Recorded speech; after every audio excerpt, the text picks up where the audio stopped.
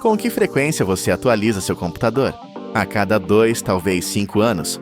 E o seu celular? Aquele carro antigo que finalmente foi para o ferro velho? Cada máquina que deixamos para trás, cada pedaço de metal que consideramos lixo, contém dezenas de metais preciosos.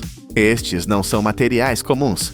Eles foram originalmente extraídos da terra, com um custo imenso de suor, energia e engenharia, e agora parecem inúteis.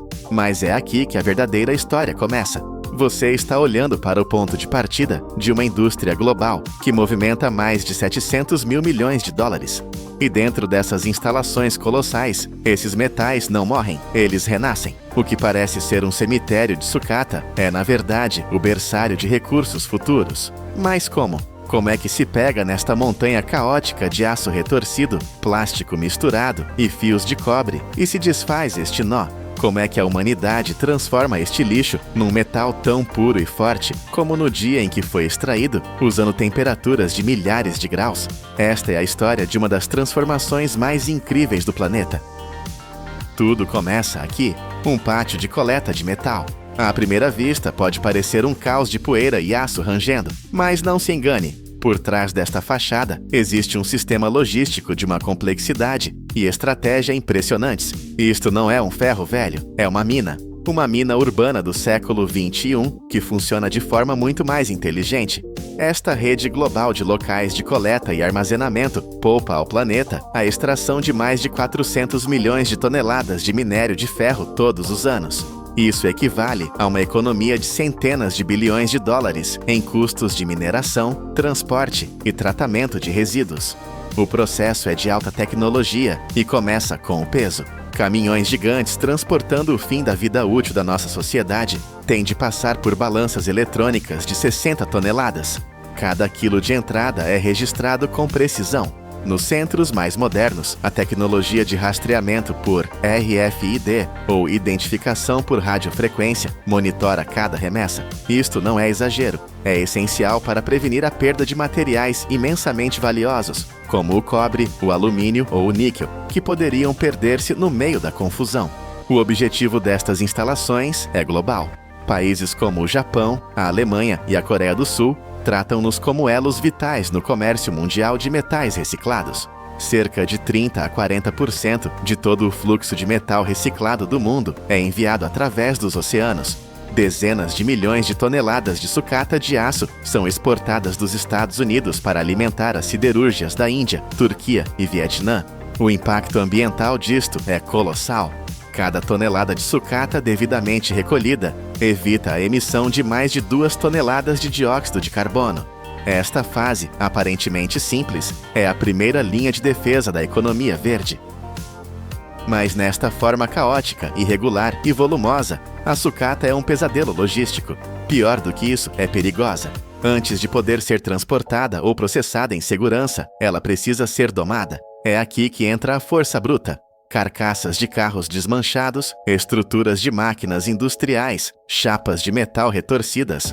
Tudo é agarrado por garras hidráulicas e atirado para dentro dos compactadores. O que acontece a seguir é uma demonstração de pura potência. Os sistemas de compactação modernos geram uma pressão implacável de até 3.000 psi. Esta força comprime centenas de quilos de metal numa questão de minutos, transformando o caos num bloco denso e sólido. Os fardos resultantes medem tipicamente entre 24 a 40 polegadas de cada lado, maximizando o espaço em contentores ou caminhões. Mas a verdadeira razão para isto não é apenas poupar espaço, é segurança. As apostas aqui são altíssimas. A compressão total elimina os espaços vazios traiçoeiros dentro da sucata, vazios que poderiam conter gases inflamáveis, resíduos de óleo ou, o mais perigoso de tudo, baterias de lítio defeituosas. Uma única bateria esquecida, se esmagada de forma errada, poderia causar um incêndio ou explosão durante o transporte. Graças a este passo, o que era caótico e perigoso torna-se um bloco de metal compacto e gerenciável. As peças grandes foram contidas, mas e quanto aos milhões de componentes mais complexos e misturados? Motores, computadores, eletrodomésticos, feixes de fios. Estes itens são uma mistura de dezenas de materiais diferentes, todos ligados fisicamente. Para os separar, é preciso mais do que pressão. É preciso uma destruição total. Eles são enviados para o coração pulsante da linha de reciclagem, o triturador. Dentro da câmara de esmagamento, martelos de aço pesado, girando a velocidades vertiginosas, de 50 a 2.000 rotações por minuto, atingem a sucata repetidamente. O som é ensurdecedor. A força rasga o metal em fragmentos de apenas alguns centímetros, ou até milímetros. A eficiência é de cair o queixo. Um único sistema de trituração, dependendo do seu design, pode processar de 5 a 100 toneladas de sucata por hora. Mas o objetivo principal desta violência controlada não é apenas reduzir o tamanho, é quebrar as ligações físicas. Esta força incrível é o que finalmente liberta os materiais valiosos. É o que separa os fios de cobre da sua isolação plástica. É o que racha os núcleos de aço dentro dos motores e liberta o cobre e o estanho das placas de circuito impresso. O que era um motor, agora é uma pilha de seus componentes básicos. Agora que os materiais estão fisicamente livres, começa a verdadeira magia da engenharia. O fluxo misturado de fragmentos é transportado para uma correia, como separar o aço do alumínio, o cobre do plástico. O primeiro passo é a força bruta magnética. Um ímã de alta potência, geralmente um tambor rotativo, está suspenso sobre a correia. Ele gera um campo magnético intenso. Imediatamente todas as peças ferrosas, fragmentos de ferro e aço, são arrancadas do fluxo. Elas são literalmente puxadas para cima, contra a gravidade, e desviadas para um contentor separado. O resto, os metais não ferrosos como alumínio e cobre, e os não metais como plástico e borracha, continuam. Mas as máquinas, por mais poderosas que sejam, não conseguem ver tudo. É aqui que as apostas sobem novamente e o filtro mais preciso de todos entra em ação: o ser humano. Sob iluminação intensa, os trabalhadores operam em linhas, os seus olhos treinados e mãos rápidas fazendo o que nenhum sensor consegue fazer com tanta adaptabilidade. Eles procuram por aquilo que pode comprometer toda a fusão. Uma liga metálica misturada que poderia contaminar um lote inteiro. Uma bateria danificada que passou despercebida. Peças eletrônicas ou componentes contaminados com graxa. Um único erro aqui pode custar dezenas de milhares de dólares e arruinar toneladas de metal puro. Este filtro humano final é a garantia de que apenas o material mais limpo segue em frente. Depois de passar por esta dupla verificação rigorosa, a sucata, agora limpa e separada por tipo, está pronta para o seu renascimento. É aqui que ela enfrenta o fogo. Dependendo do material, ela é enviada para fornos diferentes. O aço e o ferro fundido vão para fornos a arco elétrico. O alumínio, o cobre e o zinco vão para fornos de indução. Dentro destes gigantes, as temperaturas atingem níveis quase inimagináveis, até 2.500 graus Fahrenheit, ou cerca de 1.370 graus Celsius. É calor suficiente para transformar o metal sólido num lago uniforme de metal líquido brilhante, mas isto não é apenas derreter, é refinar. Dentro do forno, o metal fundido é constantemente agitado para garantir que a composição química seja perfeitamente uniforme. As impurezas mais leves, conhecidas como escória, flutuam para a superfície. Esta camada de impurezas é então removida, seja por braços robóticos ou manualmente, por trabalhadores que usam trajes especiais à prova de calor. Para ajustar o produto final, os operadores adicionam agentes de refino, como silício ou manganês, seguindo uma receita precisa para definir a força e a resistência à corrosão do novo metal. Até mesmo os fumos e o pó gerados durante este processo intenso são capturados por sistemas de filtragem de múltiplos estágios. Isto não só reduz as emissões, mas também recupera subprodutos valiosos como chumbo, estanho e zinco. O metal está agora no seu estado mais puro. O metal está líquido, purificado e pronto. Mas como transformar este rio de fogo de volta numa forma sólida e utilizável? A engenharia aqui divide-se em dois caminhos principais, dependendo do metal. O caminho do aço é o do lingotamento contínuo. É o padrão da indústria para a produção em massa. O aço fundido é derramado de forma constante num molde de cobre, que é intensamente resfriado com água. Isto é genial. O aço começa a solidificar-se de fora para dentro, formando uma casca sólida, enquanto o núcleo ainda está líquido. Esta fita de aço semissólida é então puxada para baixo por uma série de rolos que a guiam e apoiam enquanto ela se solidifica completamente. O resultado são formas longas e contínuas, tarugos, quadrados, placas, planas ou bloco para forjamento.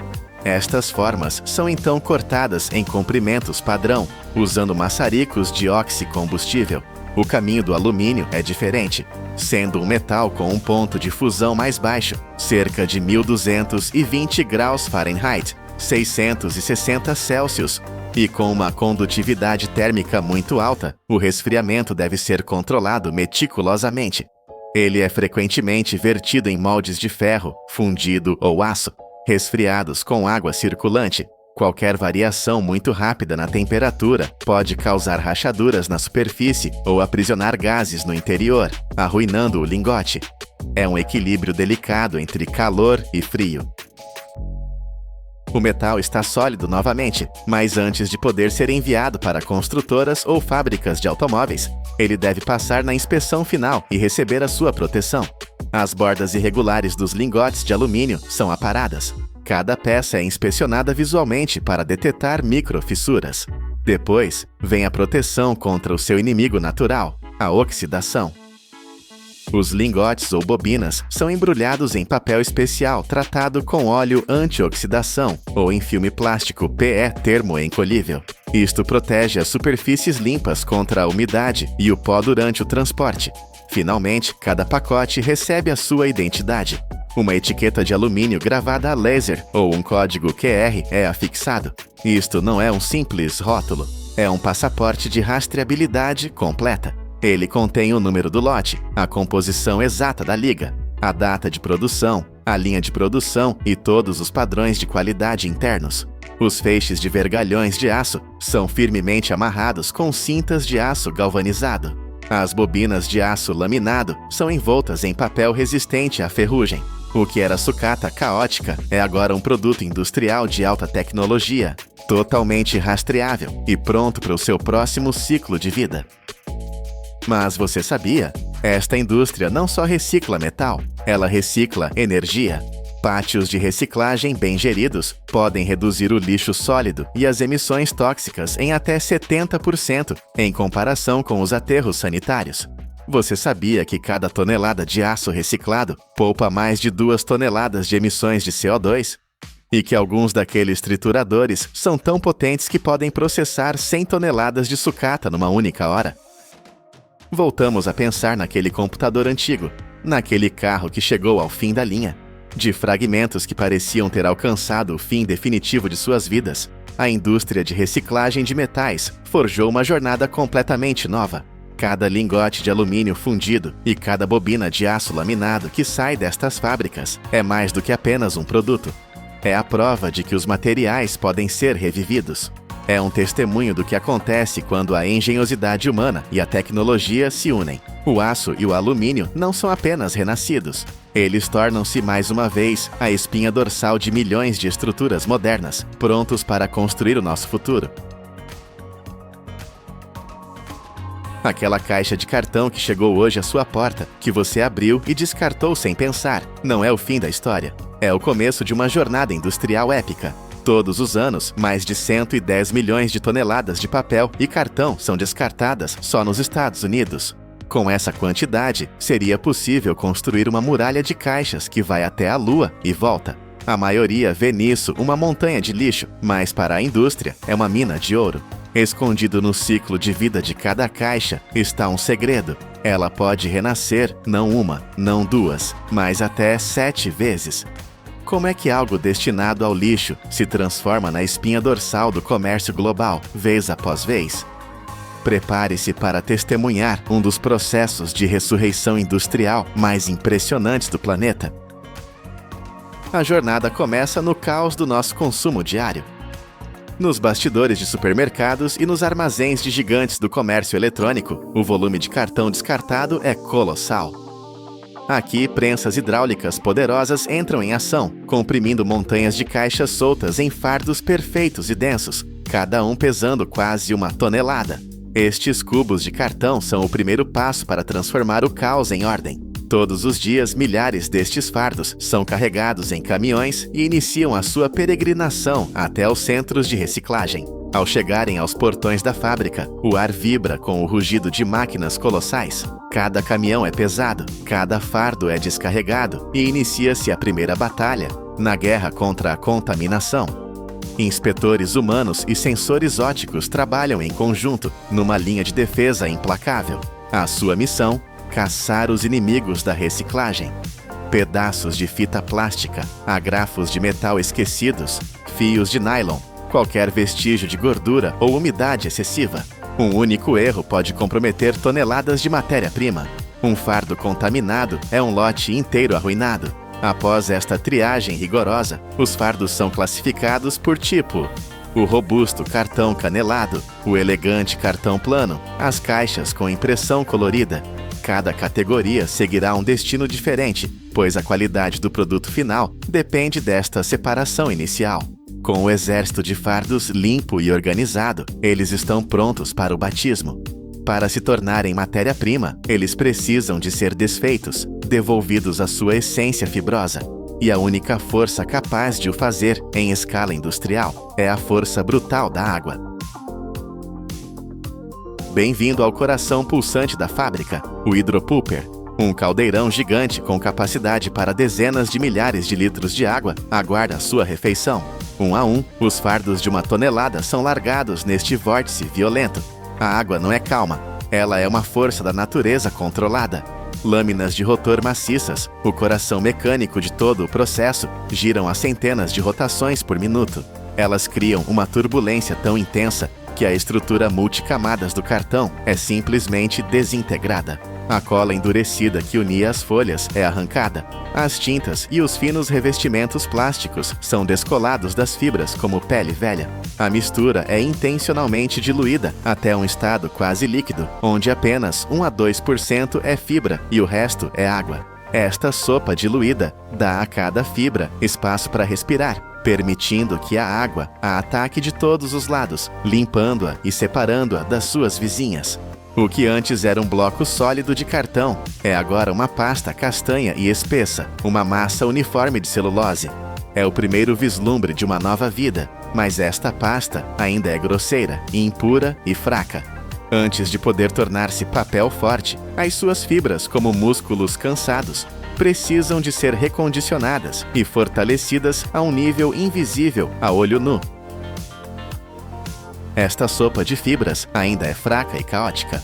Para lhe dar força, ela precisa de uma nova estrutura, construída a um nível invisível. A pasta é bombeada para máquinas de refinação, onde passa entre discos rotativos equipados com lâminas microscópicas. Este processo não corta as fibras, mas desfia-as delicadamente. A superfície de cada fibra de celulose é fibrilada, abrindo inúmeros pequenos braços, que mais tarde se entrelaçarão para criar uma ligação incrivelmente forte. No entanto, cada ciclo de reciclagem encurta e enfraquece as fibras. Para rejuvenescer a mistura, a fábrica injeta sangue novo, uma porção de polpa virgem extraída diretamente da madeira. Esta mistura de fibras veteranas e recrutas jovens cria o equilíbrio perfeito entre sustentabilidade e resistência. As camadas exteriores das futuras caixas, que exigem uma superfície mais lisa e rígida, recebem uma dose maior de fibras virgens. O interior, o miolo canelado, pode ser feito quase inteiramente de material reciclado, mas a receita secreta não está completa. Aditivos são introduzidos na mistura: amido para dar rigidez, agentes de colagem para controlar a absorção de água e resinas especiais para aumentar a resistência à umidade. O que era uma pasta grosseira transforma-se agora numa matéria-prima de alta tecnologia, uma suspensão perfeitamente calibrada, limpa e pronta para o milagre da criação. A pasta perfeitamente preparada, agora com 99% de água, inicia a sua jornada na máquina de papel, uma maravilha da engenharia com centenas de metros de comprimento. Uma torrente castanha e espessa é despejada uniformemente sobre uma vasta tela de arame, que se move a uma velocidade vertiginosa. E então, o momento mágico acontece. A gravidade e sistemas de vácuo puxam a água para baixo, através de milhares de aberturas minúsculas na tela. A água despede-se das fibras, deixando para trás uma fina camada de celulose. As fibras, agora livres da água que as separava, começam a assentar e a entrelaçar-se, formando uma teia delicada. Rolos de prensa gigantes por baixo da tela espremem suavemente mais água, compactando esta nova formação. Diante dos nossos olhos, o líquido transforma-se em sólido. Onde antes havia um fluxo disforme, agora emerge uma folha contínua de papel, pálida e úmida. Sensores a laser monitorizam cada milímetro da sua superfície, medindo a espessura, a uniformidade e a umidade, garantindo que nenhum defeito interrompa este nascimento delicado. Uma nova folha de papel nasceu, mas ainda está encharcada, contendo mais de metade do seu peso em água. É frágil, vulnerável. Para ganhar a sua força lendária, ela deve agora enfrentar o seu maior desafio, a prova de fogo e pressão. A folha úmida e trêmula é guiada para a secção de prensas. Aqui não há delicadeza. Pares de rolos de aço maciço, cada um pesando mais que um carro, espremem a folha com uma força de centenas de toneladas.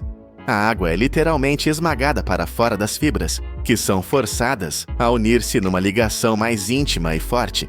A espessura da folha é estabilizada, a sua superfície alisada. Mas a força bruta da pressão não é suficiente. A folha, agora mais forte, mas ainda úmida, entra na secção de secagem. Um túnel de calor que se estende por mais de 100 metros. Dezenas de cilindros de aço polido, gigantescos e ocos, são aquecidos internamente com vapor a alta pressão, atingindo temperaturas de superfície superiores a 300 graus Celsius, mais quente que um forno de pizza industrial. A folha de papel serpenteia por este labirinto incandescente, deslizando sobre cada cilindro quente. O calor evapora a umidade restante de forma gradual e controlada. Se for demasiado rápido, o papel torna-se quebradiço. Se for demasiado lento, a linha de produção para. Um fluxo constante de ar quente circula, mantendo a temperatura e a umidade num equilíbrio perfeito. Ao emergir do outro lado, o teor de umidade da folha caiu de mais de 50% para uns meros 5%. Agora ela está seca, forte e estável. A folha acabada, uma teia contínua com vários metros de largura, é finalmente enrolada em bobinas gigantes, cada uma com mais de 3 metros de diâmetro e pesando várias toneladas. Temos papel, mas ainda não temos a força de uma caixa. O segredo da sua resistência estrutural reside no próximo passo. Estes rolos maciços de papel plano são a matéria-prima para a etapa final e mais engenhosa, a canelagem. Uma folha de papel é alimentada entre 2 rolos de aço com ranhuras, que se encaixam como engrenagens. Sob alta temperatura e pressão, estes rolos forçam o papel a adotar uma forma de onda contínua e perfeita. Esta simples alteração geométrica é um golpe de gênio da engenharia. A estrutura ondulada, conhecida como fluting, aumenta exponencialmente a capacidade do papel de resistir à compressão vertical, sem adicionar praticamente nenhum peso. Cada onda atua como um arco de engenharia em miniatura, distribuindo a força de forma incrivelmente eficiente. Mas o núcleo canelado é apenas o esqueleto. Para se tornar uma estrutura completa, precisa de ser revestido. Um sistema automatizado aplica linhas finas e precisas de um adesivo de alta performance no topo de cada onda. Imediatamente, 2 folhas de papel plano, os liners, são prensadas firmemente por cima e por baixo, criando uma sanduíche de força. Esta nova folha de 3 camadas, agora chamada de cartão canelado, passa por uma série de rolos que garantem uma ligação perfeita. O resultado é um material leve, barato e surpreendentemente robusto, a base para quase todas as embalagens do mundo. A partir daqui, lâminas industriais cortam, vincam e dobram estas folhas nas infinitas formas de caixas que conhecemos, cada uma delas uma pequena fortaleza de papel. Mas será que este ciclo pode durar para sempre? Não exatamente. A fibra de celulose, após ser reciclada entre 5 a 7 vezes, torna-se demasiado curta e fraca para formar um cartão resistente. Mas mesmo nesse ponto, o seu valor não desaparece. Estas fibras cansadas são reaproveitadas para fazer produtos menos exigentes, como caixas de ovos ou guardanapos de papel. E um facto surpreendente de outra indústria: Na produção de vidro, a adição de apenas 10% de material reciclado reduz o consumo de energia em 3%, provando que a reciclagem é uma força poderosa em toda a indústria.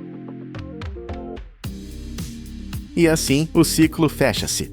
O que começou como uma caixa amassada num canto de um armazém, renasce como milhares de novas embalagens, perfeitamente formadas e prontas para proteger os produtos que movem a nossa economia. Cada uma destas caixas que vemos nos caminhões, nos armazéns e à nossa porta é um testemunho silencioso deste processo. Cada tonelada reciclada representa 17 árvores que continuam de pé, quase 26.500 litros de água poupados e uma tonelada de dióxido de carbono que nunca chegou à atmosfera. Da próxima vez que tiver uma caixa de cartão nas mãos, lembre-se da sua incrível jornada. Você não está a descartar lixo, você está a dar o primeiro passo na sua próxima vida. Como algo que você pode rasgar com as mãos pode ter a força para substituir o aço? Parece um paradoxo. A fita adesiva. Ela é leve, flexível e parece simples. No entanto, nas linhas de montagem de carros, aviões e arranha-céus, esta invenção silenciosa eliminou a necessidade de milhões de soldas e rebites pesados. Ela se tornou a solução invisível que une nosso mundo moderno. Mas como ela é feita? Como os engenheiros transformam um punhado de grânulos de plástico em um fluxo interminável de filme pegajoso, mais fino que um fio de cabelo, mais forte o suficiente para suportar quilos de pressão? Esta não é a história de uma simples fita. É a história de uma maravilha da engenharia de precisão, onde o calor extremo, a química complexa e a velocidade alucinante se encontram para criar a ferramenta que literalmente mantém o mundo unido. A jornada começa aqui, com o coração do filme, milhões de pequenos grânulos de polipropileno. Este não é o plástico comum dos seus brinquedos. É um polímero de engenharia, leve, mas escolhido por uma razão crucial. Ele pode suportar uma tensão várias vezes maior que o polietileno padrão. Toneladas deste material chegam à fábrica em contêineres gigantes e selados. O inimigo número 1 aqui é a umidade. Antes que qualquer grânulo possa ser derretido, ele deve passar por uma fase de secagem intensa. Cada lote é aquecido a exatamente 110 graus Celsius. Um único grânulo úmido, ao entrar na extrusora, se transformaria em vapor, criando uma bolha microscópica que arruinaria a integridade estrutural de um rolo inteiro. É uma guerra contra a menor gota de água. Uma vez que os grânulos estão perfeitamente secos, a receita secreta é adicionada. Eles entram em um vórtex de mistura de alta velocidade. Primeiro, estabilizadores térmicos. Eles são essenciais, pois o plástico enfrentará temperaturas de até 260 graus Celsius, mais quente que a lava de um vulcão ativo. Sem eles, o plástico simplesmente queimaria e se desintegraria. Em seguida, agentes antiestáticos, para que a poeira da fábrica não seja atraída magneticamente para o filme. E, finalmente, o ingrediente mágico, intensificadores de adesão. Eles preparam quimicamente a superfície do plástico em um nível molecular, tornando-a receptiva à cola que virá depois. Esta mistura não é apenas plástico, é uma fórmula de alto desempenho, projetada para sobreviver ao seu próprio nascimento violento. Agora, a mistura de polímero puro está pronta para a metamorfose. O plástico derretido, uma massa viscosa e brilhante, é empurrado sob pressão extrema para a matriz de extrusão. E aqui, a indústria se divide em dois métodos espetaculares. O primeiro é o método do filme soprado. O plástico sai por uma matriz circular e, imediatamente, ar comprimido é injetado em seu centro. O resultado é hipnotizante. Uma gigantesca bolha de filme, translúcida e delicada, começa a subir em direção ao teto da fábrica, parecendo uma catedral de plástico. Ela se eleva por vários andares, resfriando lentamente. Mas o verdadeiro gênio está aqui.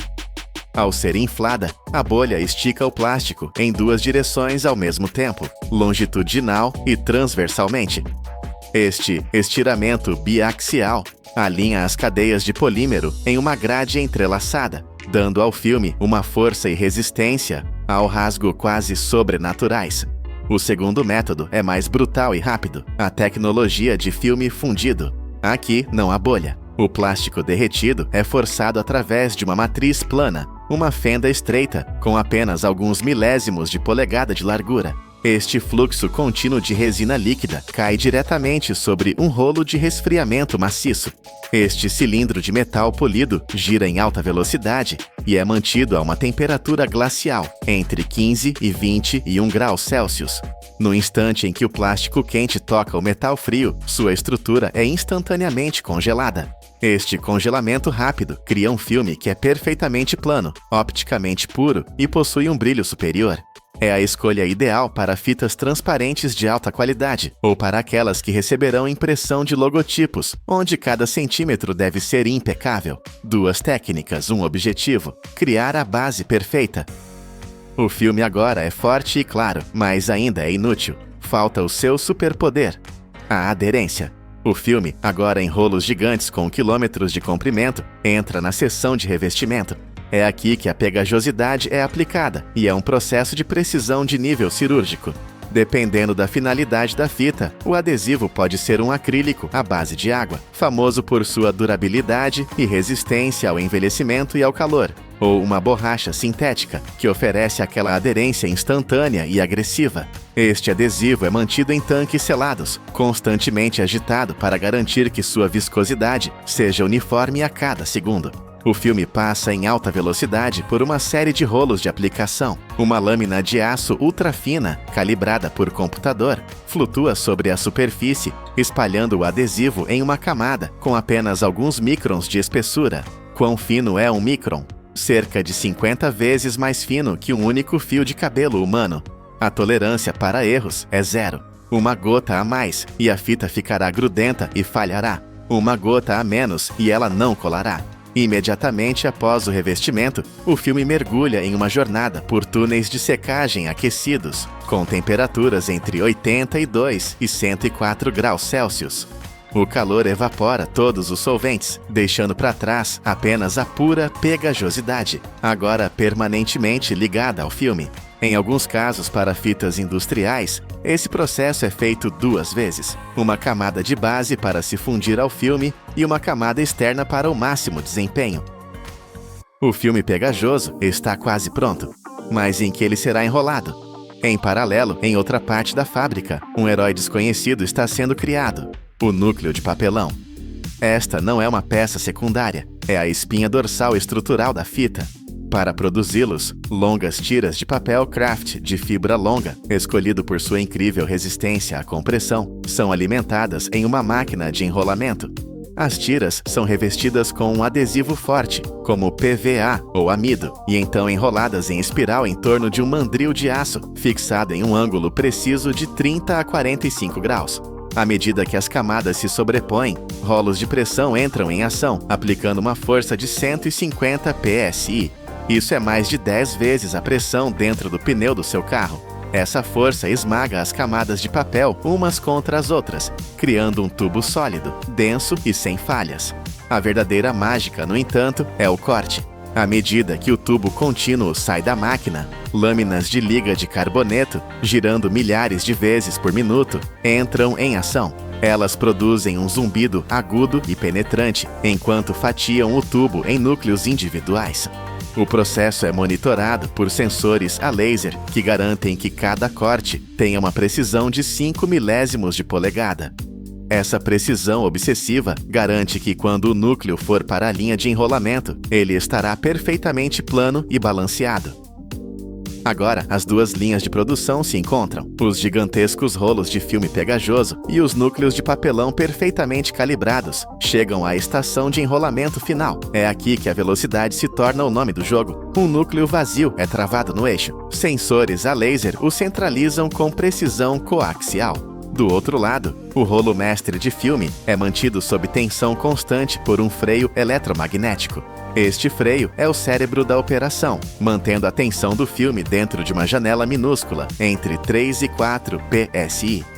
Se a tensão for muito alta, o filme esticará e o adesivo será distorcido. Se for muito baixa, o enrolamento ficará frouxo e o rolo irá descascar. A máquina dispara, o núcleo gira, puxando o filme a uma velocidade de mais de 91 metros por minuto. Isso é mais rápido do que um velocista olímpico corre os 100 metros rasos. Mas enquanto isso acontece, outro processo incrível está em andamento. Ao longo do eixo de enrolamento, uma unidade de jato de microar sopra continuamente finos fluxos de ar comprimido sobre a fita. Sua missão: remover qualquer partícula microscópica de poeira ou bolha de ar que ouse ficar presa entre as camadas. É uma sala limpa em movimento, garantindo que cada centímetro de fita seja perfeitamente claro. Em segundos, o rolo atinge o diâmetro programado. Uma lâmina automática corta o filme, um rolo de vedação térmica alisa a borda e o rolo acabado é ejetado para uma esteira. Um novo núcleo vazio é carregado e o ciclo recomeça, quase sem pausa. O rolo está pronto, mas não pode sair da fábrica. Agora ele enfrenta os inspetores robóticos. Cada rolo passa por uma estação de inspeção automatizada. Câmeras de alta resolução, verdadeiros olhos de águia digitais, varrem a superfície procurando pelos inimigos. Poeira presa, desalinhamento da borda ou enrolamento irregular. Sensores de compressão apertam o rolo para garantir que a tensão esteja perfeitamente distribuída do núcleo até a superfície. Qualquer rolo que mostre o menor desvio, além da tolerância de micron, é automaticamente sinalizado e ejetado da linha. Não há segunda chance. Os rolos aprovados seguem para a embalagem, uma dança coreografada de braços robóticos. As máquinas pegar e colocar agrupam os rolos em caixas, geralmente em conjuntos de 36 ou 72 unidades. As caixas são formadas, carregadas e movidas para a estação de vedação. E aqui, testemunhamos o momento final de ironia industrial. O braço robótico pega um rolo de fita adesiva, a mesma fita que acabou de ser produzida, e a usa para selar a caixa de si mesma. O ciclo de produção está completo. Paletes inteiros são então embrulhados, etiquetados e transferidos para a zona de expedição, prontos para serem enviados para armazéns, canteiros de obras e fábricas ao redor do mundo. O processo é fascinante, mas existem segredos que as câmeras nem sempre capturam. Você sabia que antes de aplicar a cola, muitos filmes de alta qualidade passam por um tratamento corona? Eles são bombardeados com eletricidade de alta voltagem. Esse ataque elétrico abre mãos químicas microscópicas na superfície do plástico, permitindo que a cola se agarre com uma força permanente. Você sabia que o polipropileno original é feito de petróleo e gás natural, usando um catalisador especial chamado Ziegler-Natta, uma descoberta tão importante que ganhou o Prêmio Nobel? E você sabia que as fitas mais caras, como as usadas na indústria automotiva, têm duas camadas de cola diferentes? Uma camada de base para se fundir ao filme e uma camada externa projetada para a aderência máxima. Dos grânulos de polipropileno aos rolos de fita que unem o mundo industrial, esta jornada revela a engenhosidade humana em transformar matérias-primas em ferramentas essenciais da produção moderna. O que começou como plástico derretido a 260 graus, agora é um produto de precisão, medido em microns e quilômetros. Cada rolo de fita adesiva é mais do que um produto. É o resultado de centenas de etapas intrincadas, onde a química, a engenharia e a velocidade trabalham em perfeita harmonia. Da próxima vez que você ouvir aquele som icônico da fita sendo puxada, lembre-se do calor, da pressão e da precisão obsessiva necessários para criá-la. O herói invisível que, centímetro por centímetro, literalmente mantém nosso mundo unido. 60 lâmpadas a cada segundo. Isso representa mais de 2 mil milhões de lâmpadas fabricadas em todo o mundo, todos os anos. Mas esta não é uma história sobre números. É uma história sobre uma revolução silenciosa que está a acontecer nas nossas casas. Uma revolução que poupa ao planeta mais de 200 mil milhões de dólares em eletricidade todos os anos. Como é que isto aconteceu?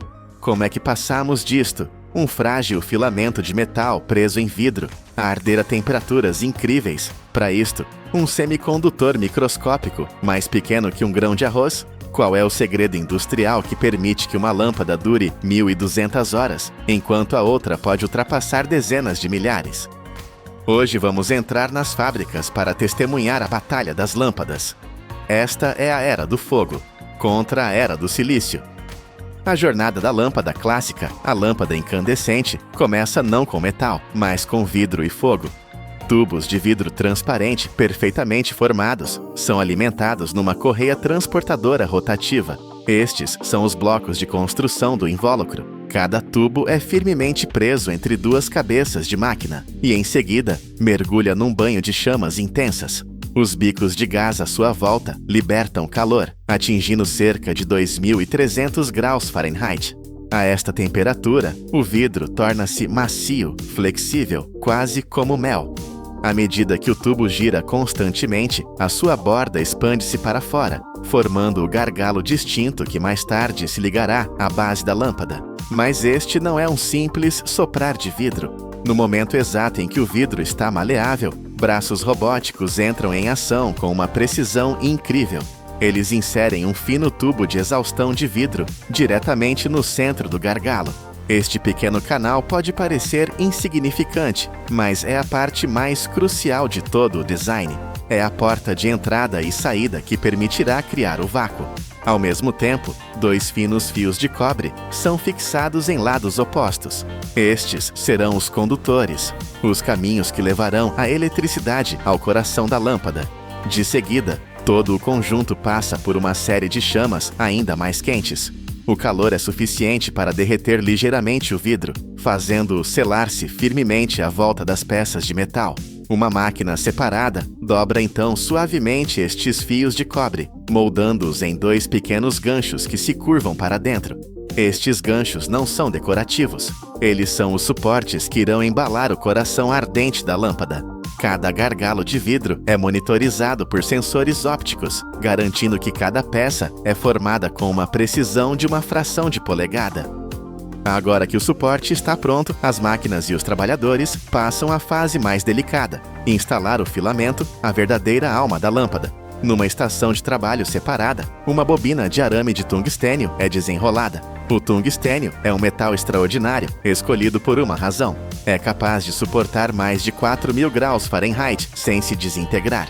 Este arame é puxado e enrolado em molas microscópicas, cada uma delas apenas ligeiramente mais espessa que um cabelo humano.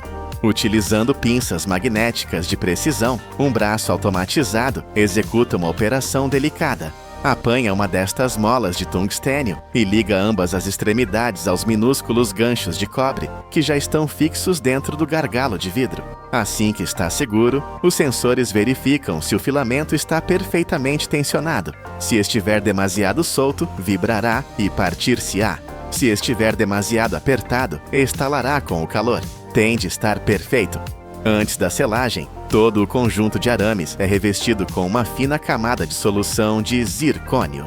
Esta película protetora invisível é uma arma secreta. Previne danos por umidade e abranda a oxidação, prolongando a vida útil do filamento quando este operar no seu ambiente de gás inerte. Agora, com o coração no lugar, é a altura de fechar o invólucro. O gargalo completo e o filamento são fixados numa pinça rotativa. O invólucro de vidro redondo, o corpo transparente da lâmpada, é posicionado no lado oposto.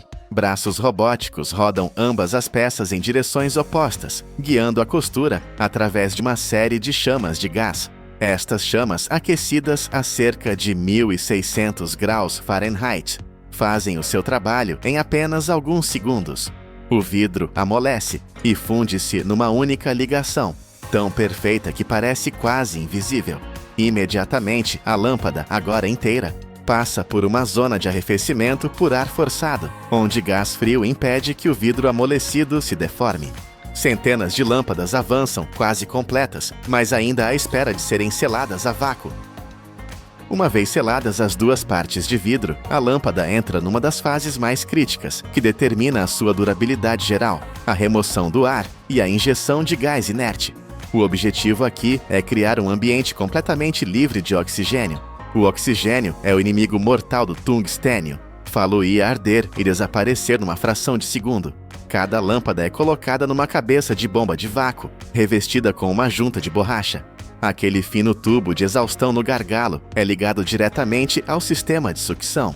Todo o processo dura apenas cerca de 10 a 12 segundos, mas tem de atingir um vácuo quase perfeito para eliminar todos os vestígios de umidade e oxigênio. Imediatamente após o vácuo ser atingido, um injetor automatizado liberta uma dose medida de argon misturada com nitrogênio. Este gás é inerte, o que significa que não reage com o filamento quente. Atua como um cobertor protetor, abrandando a evaporação do tungstênio e impedindo que resíduos escuros se formem na superfície interna do vidro. Assim que a pressão correta é atingida, uma tocha de gás aquece a ponta do tubo de exaustão a mais de 1.800 graus Fahrenheit. O vidro derrete, sela-se completamente e aprisiona o gás inerte lá dentro. A lâmpada está agora selada, mas ainda precisa de uma forma de se ligar à energia. Um braço robótico instala automaticamente a base de alumínio pré-moldada. 2 finos fios de chumbo de dentro da lâmpada são então estendidos para fora. Um passa pelo orifício central da base e é fixado com uma solda de calor de precisão. O outro é soldado à lateral da concha de alumínio para fechar o circuito. Mas antes de saírem da linha, cada lâmpada tem de passar no seu teste mais crucial: a resistência do seu filamento de tungstênio. Ao longo da correia transportadora, centenas de lâmpadas são fixadas em suportes de teste que se ligam automaticamente a uma fonte de alimentação.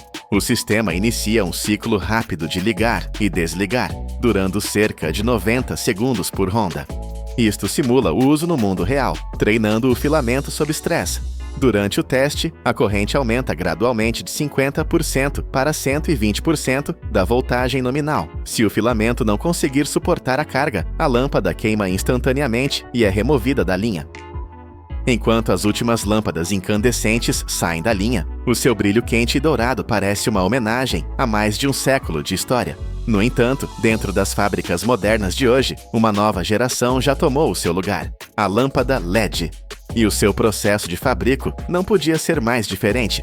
As luzes LED não precisam de vácuo ou gás inerte. O que elas precisam é de uma dissipação de calor excepcional para proteger o minúsculo chip emissor de luz no interior. É por isso que o processo começa com barras de alumínio sólidas. Elas são alimentadas em máquinas de fundição de alta pressão para formar a estrutura do corpo da lâmpada, completa com as suas aletas de arrefecimento características.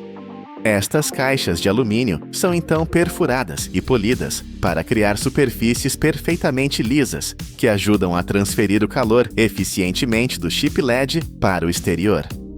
Uma camada de tinta eletrostática é aplicada para prevenir a oxidação. Numa linha separada, o difusor é fabricado. Esta é a cobertura em forma de cúpula, feita de plástico policarbonato, que suaviza e espalha uniformemente a luz. O processo começa com minúsculos grânulos de plástico transparente despejados num funil, alimentando uma câmara de aquecimento que atinge cerca de 500 graus Fahrenheit.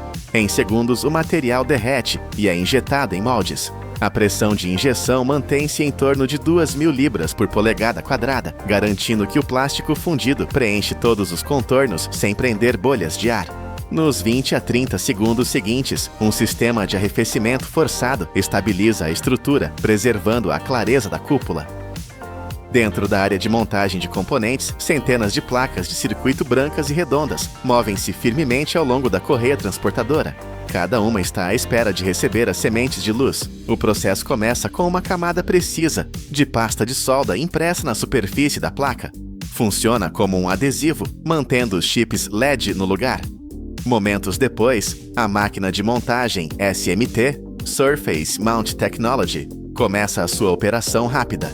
A cada segundo, o seu braço robótico apanha dezenas de chips, mais pequenos que um grão de arroz, e coloca-os exatamente nos seus pontos designados. A margem de erro é medida em apenas alguns milhares de polegada.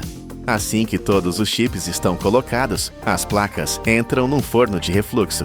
Aqui, o calor controlado derrete a pasta de solda e liga permanentemente os chips ao circuito, criando ligações eletrônicas fortes e estáveis.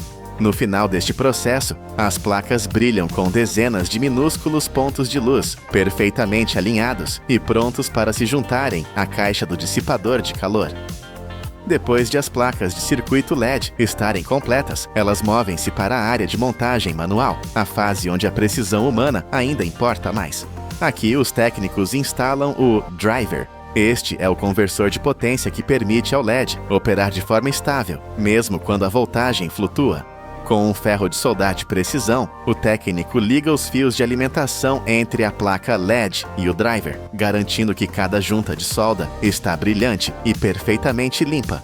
O driver é então colocado dentro da cavidade do corpo da lâmpada e fixado. Finalmente, vem o casquilho, a familiar base de rosca, e 26. Os fios do driver são soldados ao casquilho, numa solda rápida e controlada, e todo o conjunto é ligado para um teste instantâneo. Agora, a lâmpada LED entra na sua fase final, fixar a tampa do difusor e passar pela inspeção completa. Cúpulas de policarbonato transparentes são automaticamente apanhadas por braços robóticos e colocadas precisamente em cima de cada lâmpada.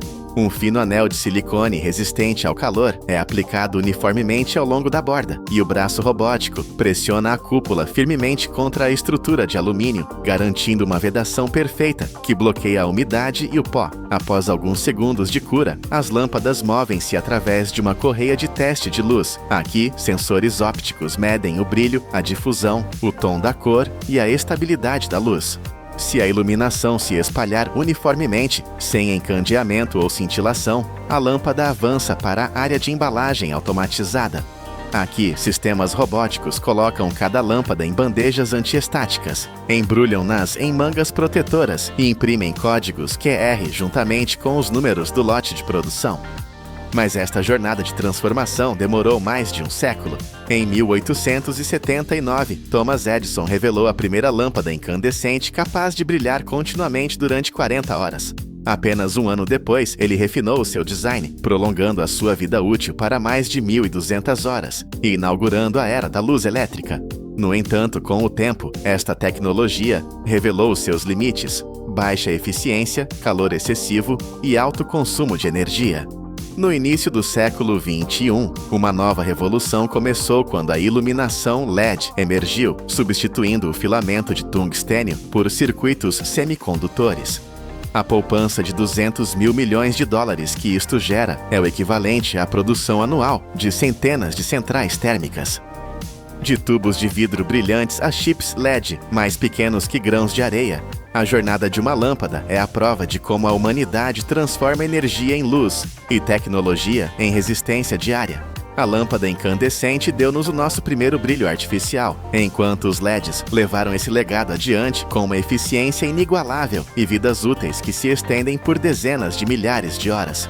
Embora suas formas tenham evoluído, a missão continua a mesma: iluminar o mundo de formas mais inteligentes e sustentáveis.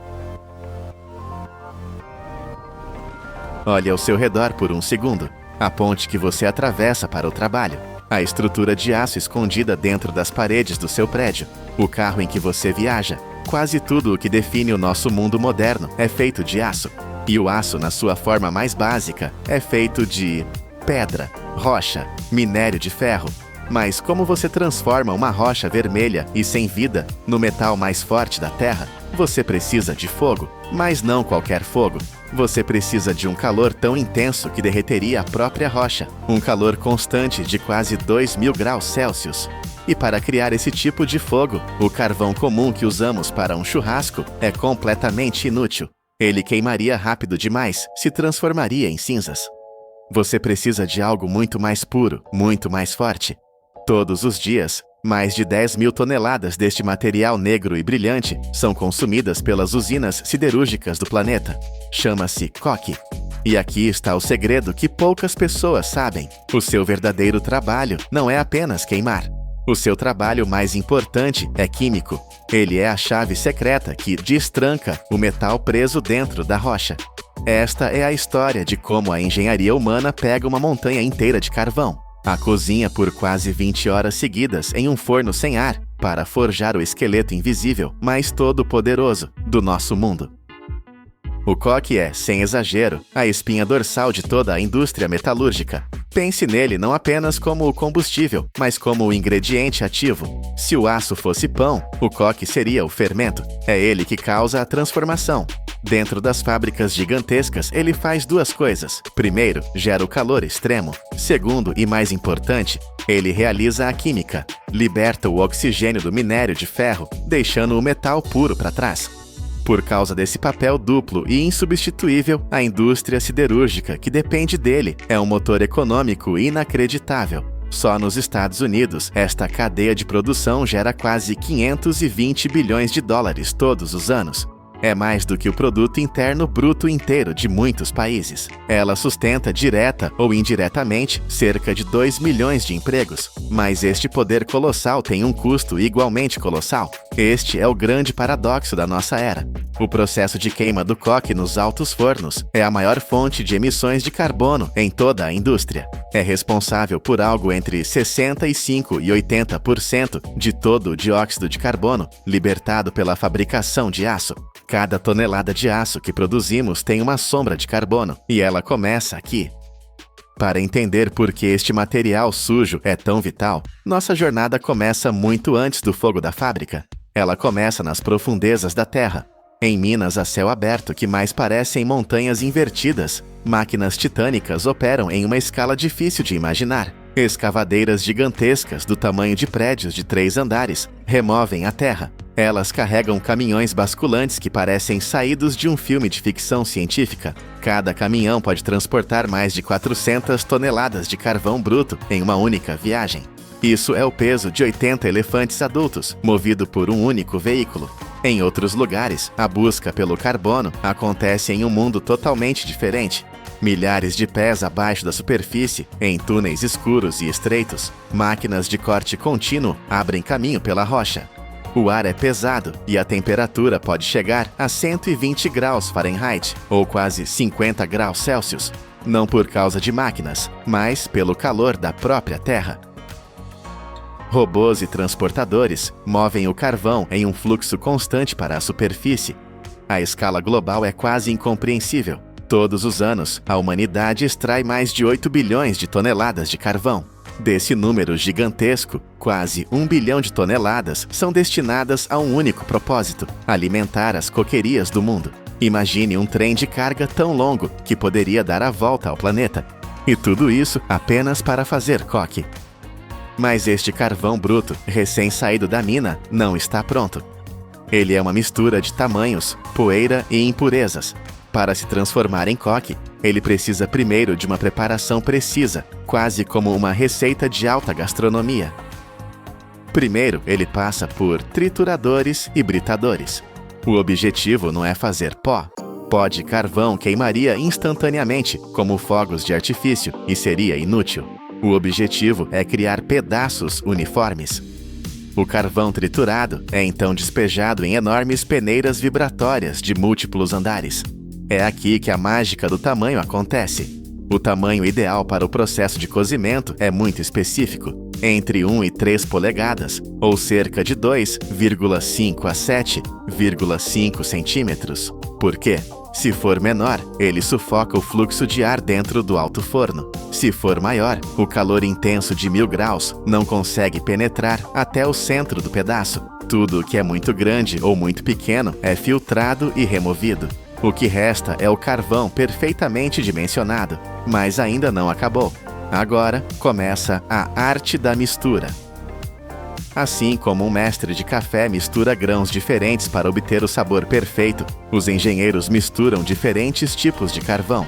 Alguns tipos têm mais aderência, o que ajudará o coque a ficar forte. Outros têm menos enxofre ou cinzas, o que garante um aço final mais puro.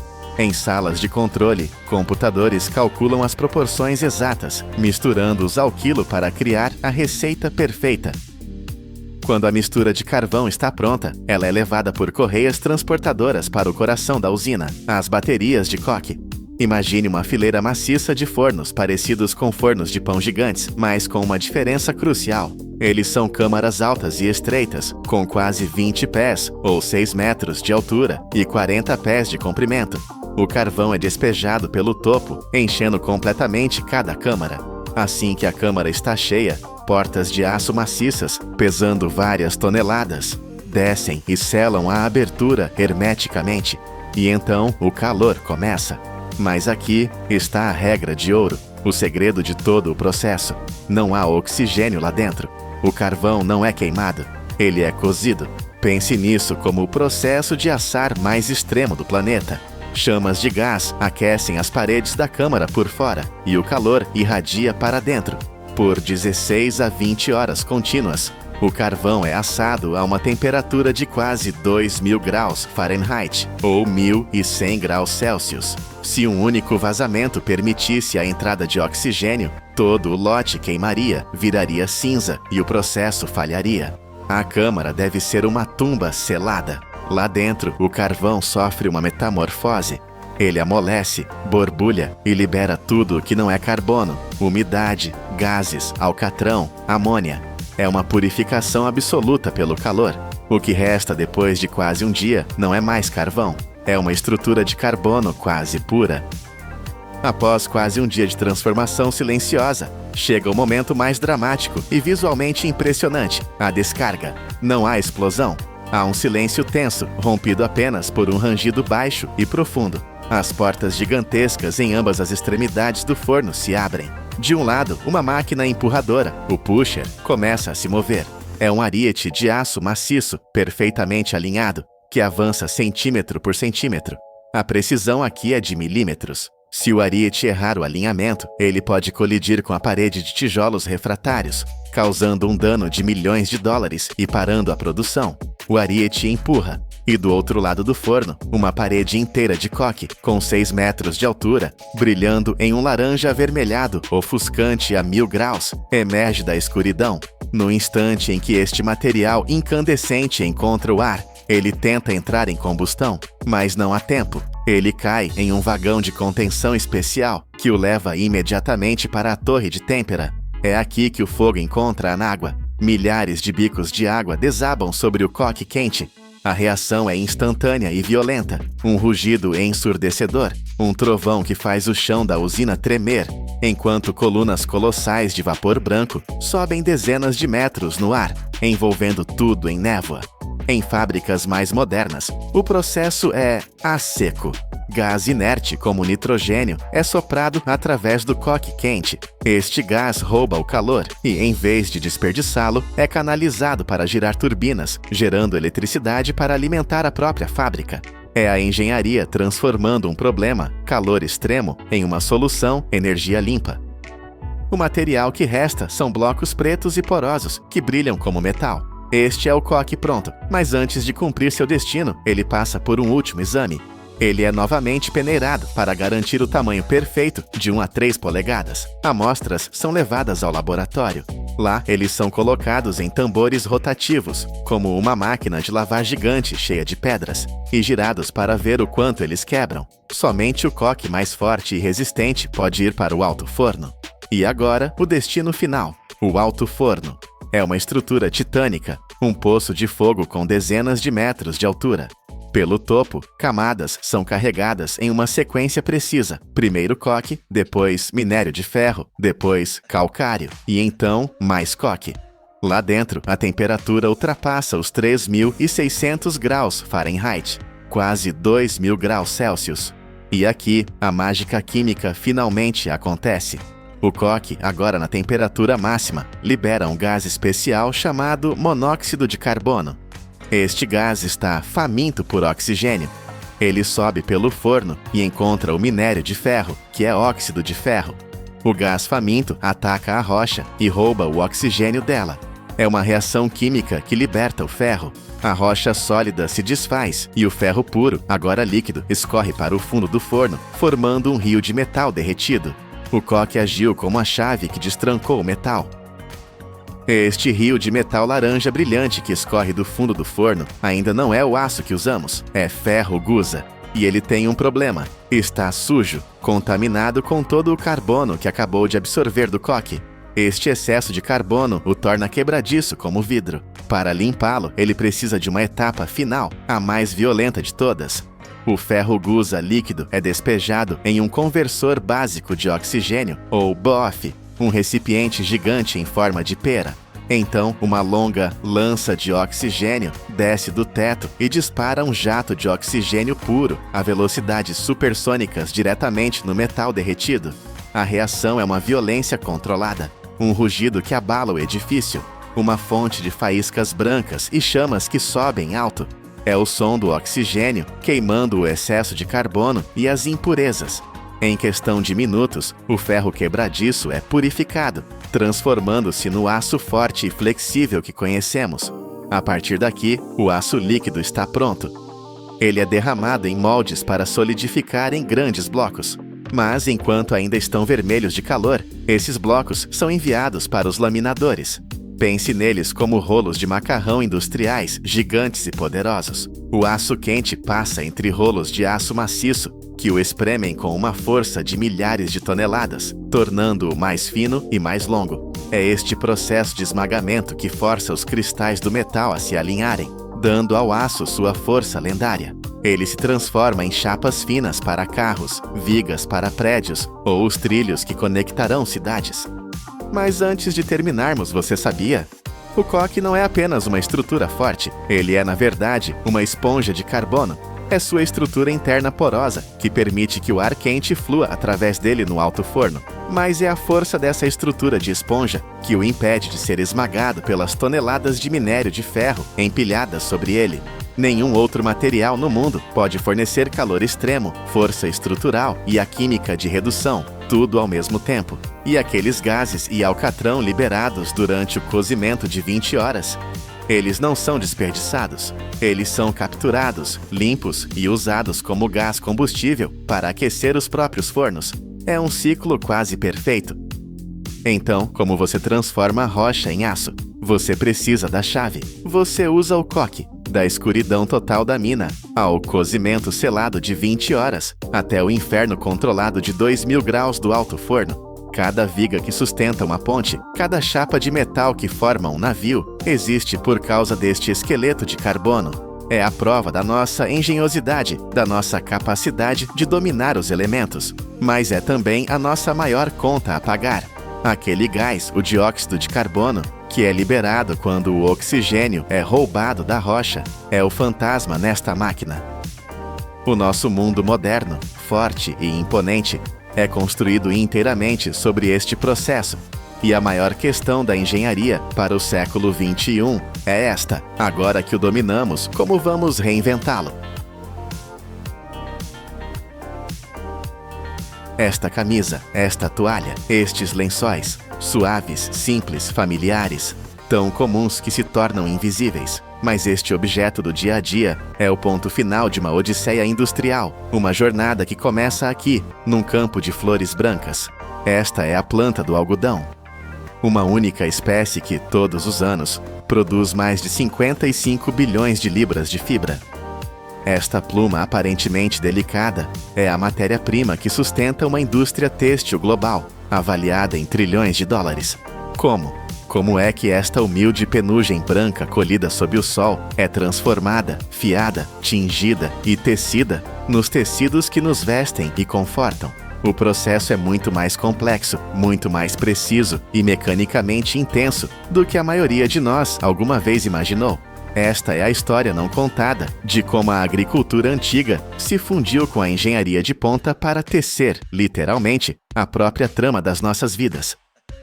A jornada não começa com uma semente, começa com dados. A preparação da terra é uma operação de alta precisão.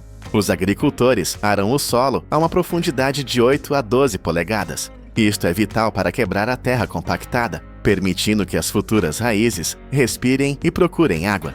Em seguida, o equilíbrio químico. O pH do solo é testado e meticulosamente equilibrado entre 6,0 e 7,0. Este é o ponto ideal. Se for demasiado ácido, os nutrientes essenciais ficam bloqueados no solo. Se for demasiado alcalino, a planta não os consegue absorver. O fracasso aqui pode comprometer toda a colheita. Só então, tratores guiados por GPS, com uma precisão de nível militar, entram em campo. Eles criam sulcos perfeitos e plantam as sementes pré-tratadas a uma profundidade exata de 1,2 polegadas. Demasiado raso e a semente seca ao sol. Demasiado fundo e a minúscula plântula gasta toda a sua energia vital apenas para tentar alcançar a superfície, morrendo antes de ver a luz. A partir daqui, começa um ciclo de crescimento de 6 meses. E não é um período de espera passiva. É uma guerra controlada. Os sistemas de irrigação por gotejamento, ligados a sensores de umidade, fornecem a quantidade exata de água, nem uma gota a mais, nem a menos. Agrônomos usam software para monitorar cada lote, calculando doses de fertilizantes com uma precisão de gramas. E no céu, drones patrulham. Não são brinquedos, são sentinelas aéreas. Eles analisam o crescimento das folhas e usam imagens térmicas para detectar o primeiro sinal de estresse hídrico ou de uma infestação de pragas, permitindo uma resposta cirúrgica antes que o problema se espalhe. Quando as plantas amadurecem, os botões, agora secos, explodem. O campo transforma-se num vasto e silencioso mar de branco. É hora da colheita. E aqui, a tradição e a tecnologia colidem de forma dramática. No primeiro mundo, em países como os Estados Unidos e a Austrália, a colheita é um espetáculo de poder mecânico. Colheitadeiras autônomas, gigantes de metal com quase 13 pés de altura e pesando mais de 22 mil libras, navegam pelos campos usando GPS. Na frente não são lâminas, mas centenas de fusos giratórios equipados com dedos de borracha macia. Eles arrancam o algodão da cápsula com uma precisão incrível, deixando a planta para trás. O algodão é aspirado, limpo de detritos maiores e imediatamente comprimido dentro da máquina em módulos redondos gigantes, com 6,5 pés de diâmetro, envoltos em plástico amarelo para proteção contra a umidade. Ao mesmo tempo, a milhares de quilômetros de distância, no Egito ou na Índia, a cena é outra. O silêncio é quebrado apenas pelas vozes de milhares de trabalhadores. Aqui, a colheita ainda depende do instrumento de precisão original, a mão humana. Os trabalhadores movem-se metodicamente, colhendo o algodão bola por bola. É um processo lento, sem dúvida, mas este método manual preserva o comprimento máximo e a suavidade das fibras de elite, como o algodão pima ou o egípcio. Fibras que são vendidas a um preço premium para os fabricantes de têxteis de luxo do mundo. 2 métodos, um de velocidade e escala, o outro de toque e qualidade, alimentando a mesma cadeia de abastecimento global. Quer venha de um módulo de 22 mil libras ou de um saco de lona, o algodão cru chega à usina de descaroçamento, conhecida como GIN.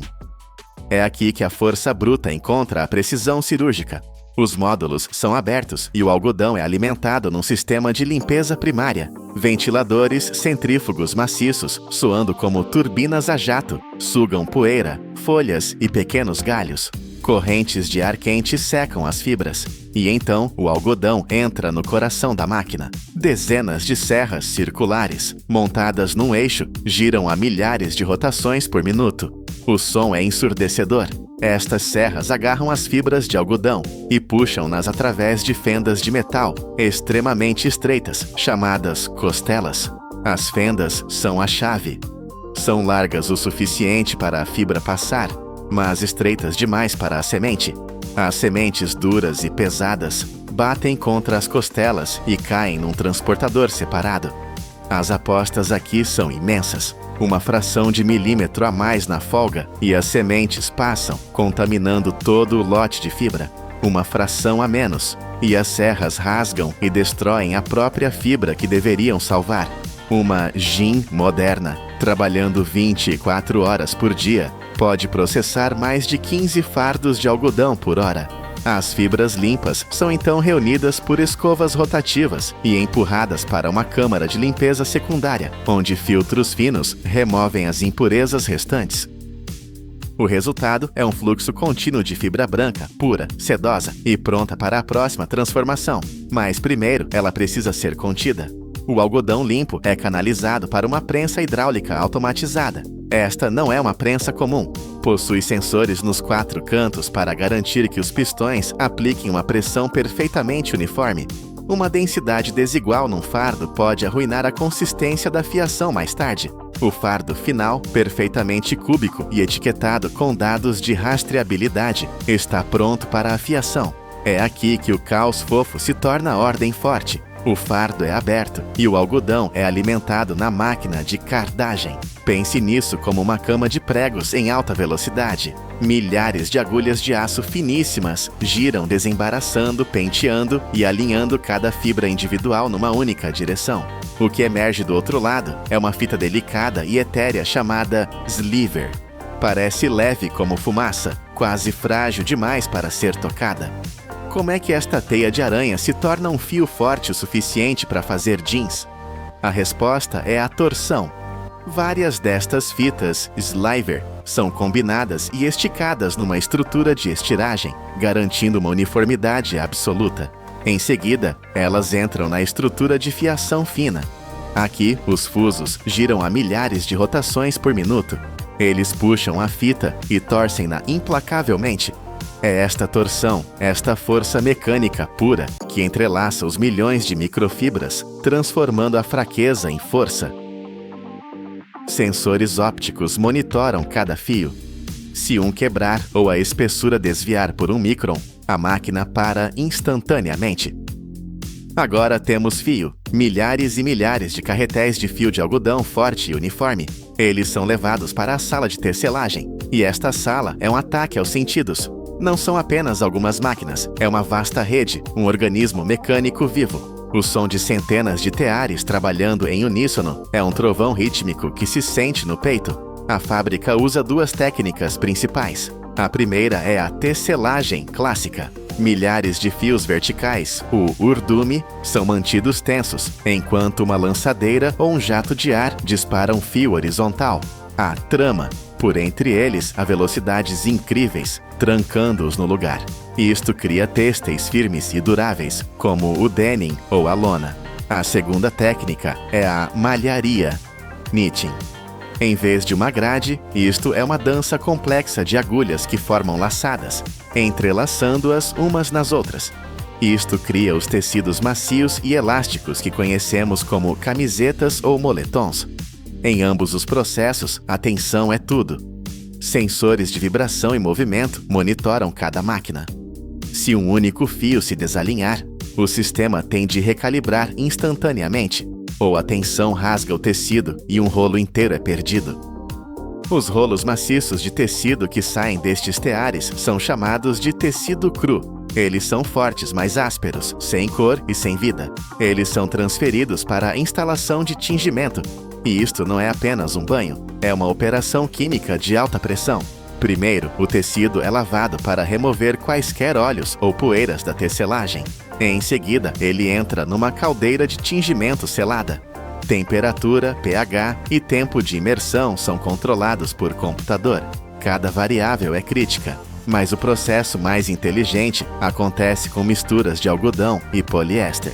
O poliéster e o algodão absorvem corantes de formas totalmente diferentes e em temperaturas diferentes. Por isso, a máquina executa 2 ciclos de tingimento distintos no mesmo banho, um para o algodão e outro a uma temperatura muito mais elevada para o poliéster. Após o tingimento, o tecido passa pela termofixação. É esticado em quadros de precisão e passa por um forno. É este passo que estabiliza as dimensões do tecido e impede que a sua futura camiseta encolha drasticamente na primeira lavagem. Finalmente, tratamentos de amaciamento, anti-rugas e anti-estáticos dão ao tecido as suas propriedades finais.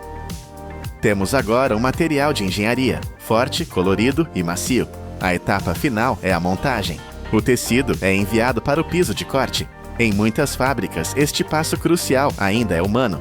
Camadas de tecido, por vezes, até 60 folhas de altura, são empilhadas. Mas como cortar 60 camadas com precisão?